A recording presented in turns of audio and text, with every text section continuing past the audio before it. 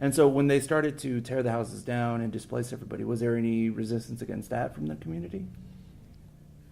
Well, no, because actually we didn't know what was going on. I mean, I was just a kid, I was still in my teens when it all started happening. And we didn't know what was going on, If I knew now what I knew then, I would have fought for it. But a lot of people they're just working class people. They didn't know, they just were there, provide for their families, and they didn't get involved with any politics or anything like that.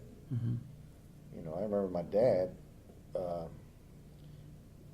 The house he rented there, he talked to the landlord trying to buy the house, and the landlord wouldn't sell it. Well, the landlord ended up selling the Jack Williams, which used to be a Jack Williams Chevrolet, Roger Williams' dad.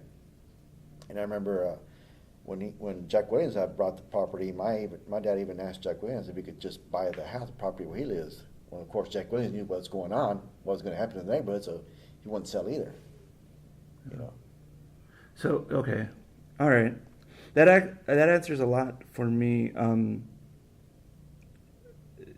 I guess, were there any chapters of, say, LULAC or the American GI Forum? The American GI Forum was around, but the people of that neighborhood were not politically involved. They didn't. Mm-hmm. They weren't into organizations like that.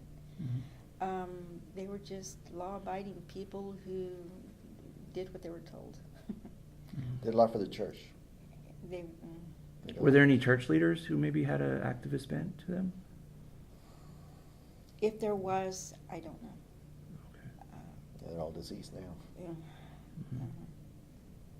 Because in the 60s, in a lot of places, the church, the Catholic Church, was like really involved in, right.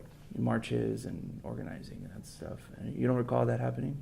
Actually, the only one that was involved was Monsignor Garcia. If it wasn't for him, San Mateo wouldn't exist. Because when he knocked the first church down to build the Rosedale Bridge, he went up to St. Patrick's and made him purchase that property across the street to move San Mateo.